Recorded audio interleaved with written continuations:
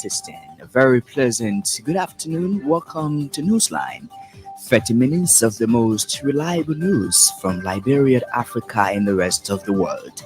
Today is Wednesday, April 10, 2024, and these are the big stories we are following. Chinese and Liberian governments signed major agreement for the construction of a multi-million-dollar broadcast complex at LBS. Very easily, people could be misled. So we need a very authentic and trustworthy voice of Liberia. So we need a well-equipped and fully functioning LBS. World Bank country manager urges stakeholders to scale up efforts in delivering high quality and impact-oriented development in Liberia. Liberian Muslims mark end of the holy month of Ramadan with a rallying call to remain peaceful and law-abiding. You are instructed by your Lord and His Prophet to coexist, love one another, let be peaceful, and let take care of our country with peace. And away from Liberia, at least 38 migrants and refugees died after their boat sank off the coast of Djibouti. The details of these very compelling developments, sports, the weather update, more local and international developments are all embedded. But first, Anthony Williams and the latest from the newsroom. The World Bank country manager to Liberia, Georgia Wallen, is calling on stakeholders of government's joint sectorial portfolio review to leverage the opportunities for more foreign development assistance. Ms. Wallen said development delayed is development denied, urging participants of the joint sectorial portfolio review not to do business as usual. According to her, the next 6 years are critically important for scaling up efforts to deliver high quality and high impact development in Liberia. The World Bank release quotes the country manager as emphasizing value for money and maximal use of concessional financing. She said the World Bank program amounts to $1 billion in commitments across sectors ranging from agriculture and energy to health, education, social protection, and water roads. The chief imam of the Benson Street Central Mosque, Sheikh Mohammed Abdullah Sharif, is urging Liberian Muslims to continue championing the cause of peace in the country. Imam Sharif said Liberian Muslims are a crucial part of the society, and as such, it is incumbent upon them to remain peaceful and law-abiding. He made a statement Wednesday during his message to Muslims to mark the end of Ramadan in Monrovia.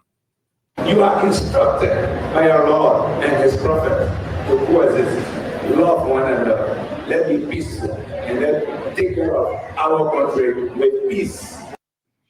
Imam Sharif also implored Muslims to demonstrate love for one another by reaching out to the needy and other charity organizations.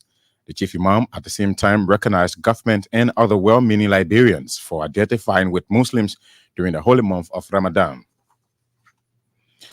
The executive has welcomed efforts by the legislature on the establishment of the War and Economic Crimes Court in Liberia. It followed the signing of a joint resolution by majority members of the Senate Tuesday at the Capitol.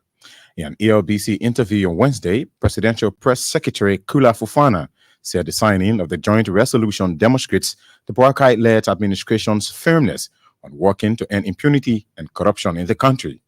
Madam Fofana lauded efforts of the legislature in adhering to the cause of the Liberian people who have longed for justice. She said this will give and restore hope to thousands of victims of the country's 14 years of civil unrest. The United States Embassy in Monrovia has welcomed Tuesday's resolution passed by the Senate for the establishment of a War and Economic Crimes Court in Liberia. In a statement issued Tuesday, the U.S. Embassy commended the Senate and described the passing of the resolution as a landmark decision. According to the U.S. Embassy, the Senate's decision complements the resolution passed by the House of Representatives and reinforces President Joseph Boakai's commitment to finding justice for the people of Liberia. It said after more than 2 decades following the end of the devastating civil war, it is time for the culture of impunity, that accountability to begin. Liberia and China have signed major financial agreement for the refurbishment and expansion of the Liberia broadcasting system. China's economic counselor Wang Jianyin disclosed that the project will cost over $5 million United States dollars. Speaking Wednesday at the signing ceremony in Painesville, Mr. Wang said the move is part of China's commitment to supporting Liberia through infrastructural developments. Very easily, people could be misled. So we need a very authentic and trustworthy voice of Liberia. So we need a well-equipped and fully functioning LBS. The project will see the construction of a new broadcast complex and expansion of the existing LBS facilities. Mr. Wang told us the LBS that told participants of the signing ceremony that the Chinese government will also provide the LBS with broadcast vehicles and modern satellite television systems. Plenary has cited former LACC chairman and head of the Assets Recovery Team, Councillor Edwin Martin, to explain how former President George Weah asset declaration information got to the public. The decision for his appearance was triggered following a communication from Montreal County District 9 Representative Sa Foko.